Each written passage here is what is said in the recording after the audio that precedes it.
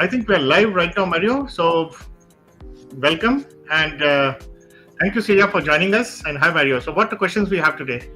Yeah, absolutely. So the featured question today is, are meeting the statutory requirements of 3 EB1A criteria alone sufficient to secure approval? Or is there a deeper standard of extraordinary ability that must be demonstrated beyond mere eligibility?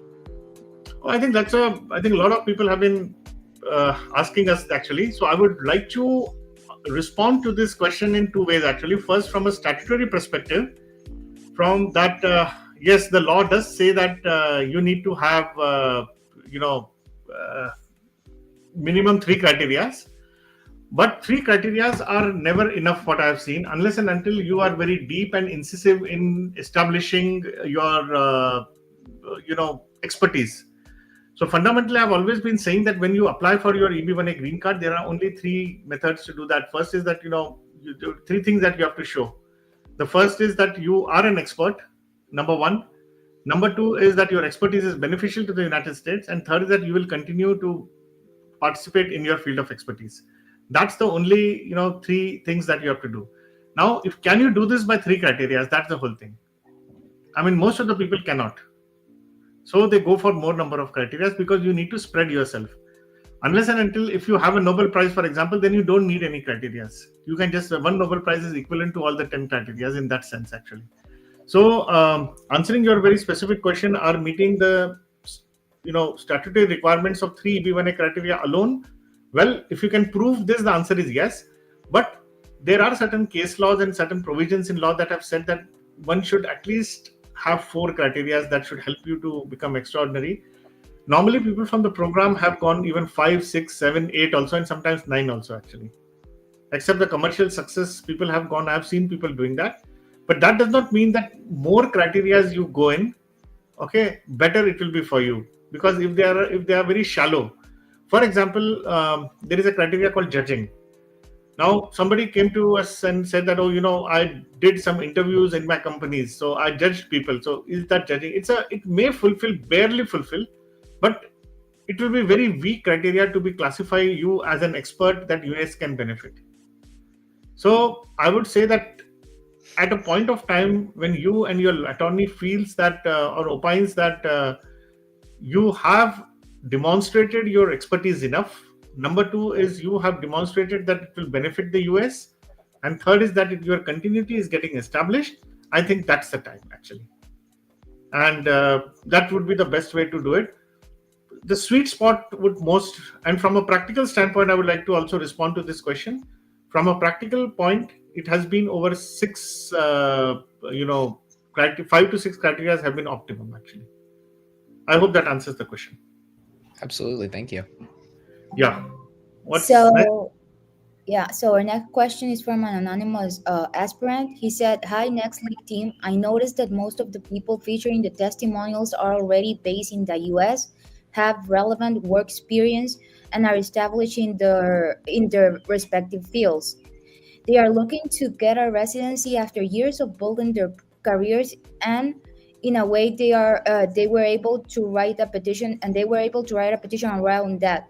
In my case, I'm just starting out professionally. I currently live in Nigeria and do not have yet work experience in my field. This just makes me wonder if the program is the right fit for me at this stage. I really appreciate any guidance or clarity you can provide me on whether this program can support someone in my position.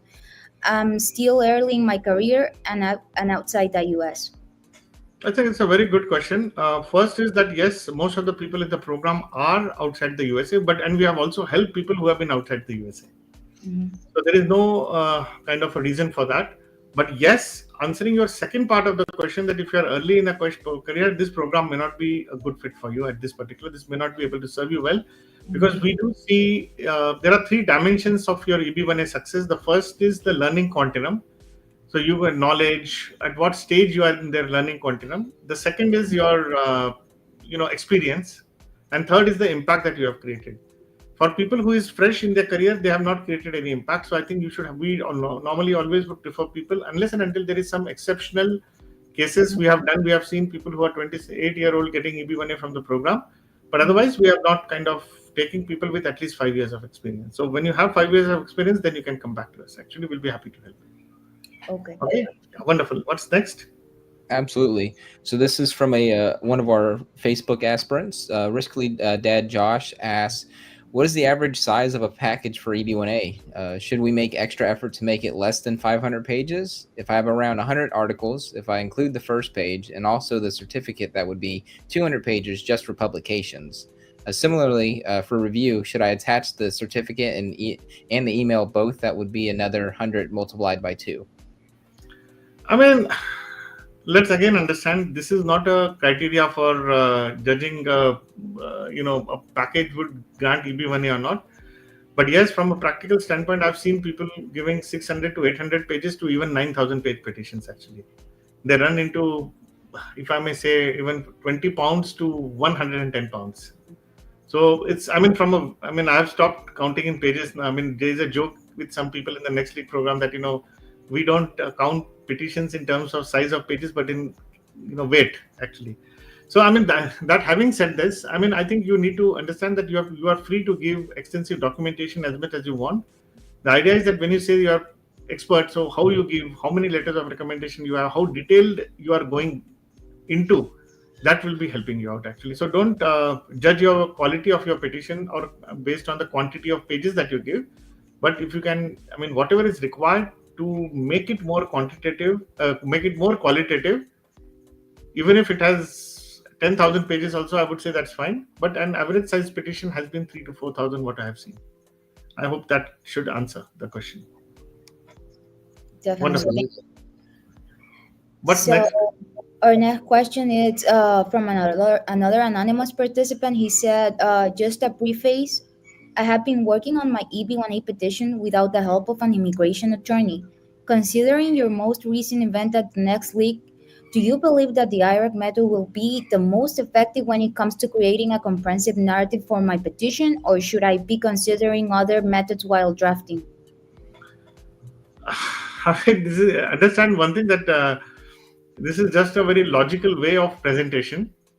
I did my own petition. Let me also tell you, I did not take an attorney help, and these are tools that attorneys are trained, and we do kind of want to educate people on various ways and various tools that we do it. This is a standard method which law students are trained, and if there is any other method, so I come back. What are you trying to prove here? You are trying to prove that you are an expert. Number two, you are trying to say that your expertise will benefit the USA. And third is that you will continue in your field of expertise. This, if you can do it by any other means, absolutely don't worry about anything. Actually, I would say that. So that would be my response. Don't bother about IRAC method or any other method. These are just tools. Yes, you should use some scientific mechanism to prove it. Like in maths, you want to prove something by some method. There are method of induction, then you standard, then there are algebraic ways of proving, then there are trigonometry you can apply. So these are all tools to do it. So what you are asking is that, if I use induction, is it a good way or should I use any other way? That does not matter, actually. I would say that. So don't worry about it. Okay. So let's take the next question. Absolutely. So the next question is from Santanu Roy. They said a hypothetical question, if anyone can help to answer with the best possible reasoning regarding waiting time for EB1A approval. I-140 petition people, Indian-born candidates, to get their green card after their priority date becomes current.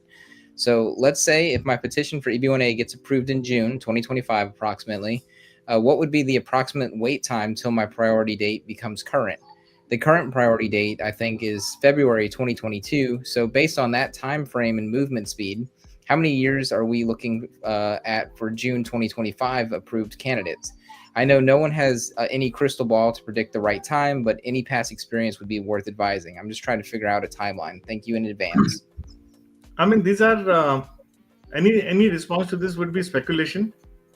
So we are just judging based on, we can just flip a coin and try to answer the question. But sometimes we have even seen on one particular month, in one particular period, even EB1A went back to 2012.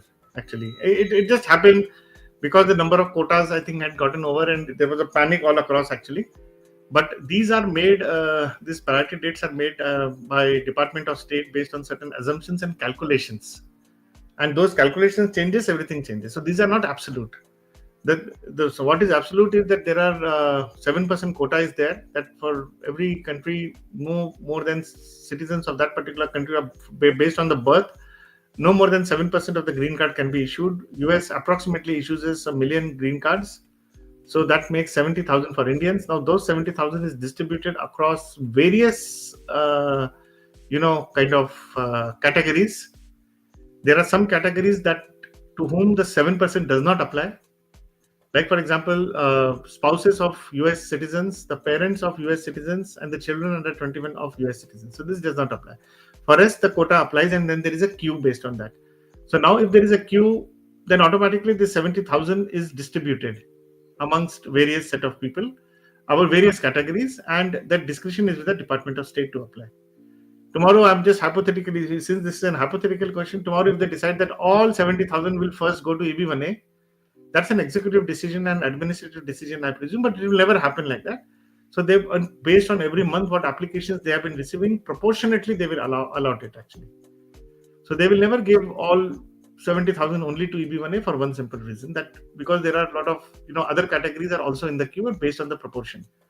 So let's say, for example, if they get 100 applicants for EB1A, and I'm just assuming this, and they get 1,000 applications, let's say for EB2, so they will allot possibly more number of green card proportionately for out of that 70,000 based on the proportion, and that's, I think, is the normal formula, which I'm not aware of the exact calculation. We can always check with USCIS, and I'm sure they will let us know.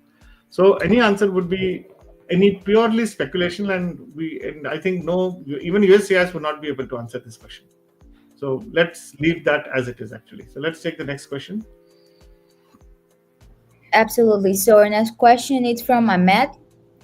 He is one of the EB1A aspirants. He said, is Forbes 30 under 30 award good enough for EB1? Well, I mean, just getting for what you got the award is more important. Who were the jury selected you? Why were you selected? When were you selected? How old and what have you done after that actually? Did you prove up to the metal what was required? So if you're able to do that, I think that would be wonderful actually. So I think prima facie it's a good award indeed. Congratulations for this. So this definitely should be utilized for your EB1A, but I think the evidences and the requirements what are there, you should be given. And now let's take the last question. Absolutely. So our last question is from an anonymous user. It's a EB1A evaluation request. So they have an education of PhD organics.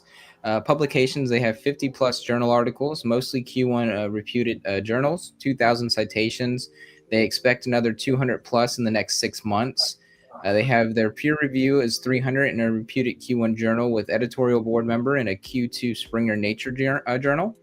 They have 2 patents, book chapters 4, invited speaker talks 5, postdoc experience is 4 years, editorial associate editor in 3 journals, and they would greatly appreciate some honest feedback on their profile chances for EB1A. Well, I'm going to disappoint you actually, for this, because I don't even know your expertise, what field you are in. There are some fields whose profundity can be very well established. So I would have been much more happier in that. But here in this particular case, I cannot make any assessment because it just says organic. So is it organic chemistry or I don't have any idea.